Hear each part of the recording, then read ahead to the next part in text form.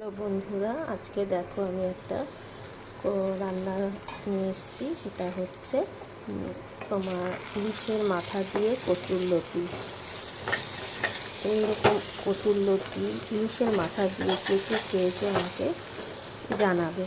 একদম আমার মতে একদম সিম্পলভাবে করেছি রান্নাটা।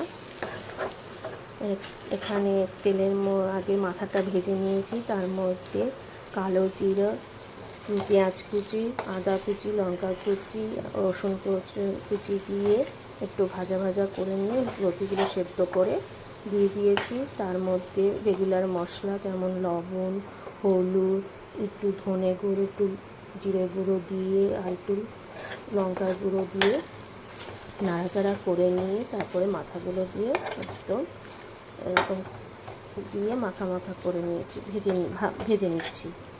আর হচ্ছে জলটা যতক্ষণ না শুকিয়ে যাচ্ছে, এরকম ভাজা ভাজা হয়ে যাবে আমার প্রায় এই কচুরলতি ইলিশ মাছের মাথা দিয়ে শেষ রান্না, প্রায় বলতে গেল শেষই হয়ে গেছে। এবার আমি মাথাটাকে একটু ভেঙে দিই, তাহলে টেস্ট হবে। এই হলো কচুরলতি দিয়ে মাথা। অনেকে চিংড়ি মাছ দিয়ে খায়, আজকে আমি এটা নতুনভাবে করলাম। আমরা এমনিই খাই, আজকে ইচ্ছে হলো ইলিশের মাথা দিয়ে করতে। তোমরা এরকম কে কে খাওয়া, ভালো লাগে খেতে। একদিন আগে ছোটোবেলায় খেয়েছিলাম, তাই আজকে ইচ্ছা হলো রান্না করি, খাওয়াই। আমার মা করতো রান্না এরকম কচুরলতি দিয়ে। তোমাদের এরকম কার কার ভালো লাগে আমাকে কমেন্ট করে জানিও। এই দেখো বন্ধুরা, কচুরলতি আমার হয়ে গেছে। ইলিশের মাথা দিয়ে আমার কচুরলতি ডান। ব্যাস, এবার নামিয়ে নেব, তাহলেই হয়ে যাবে।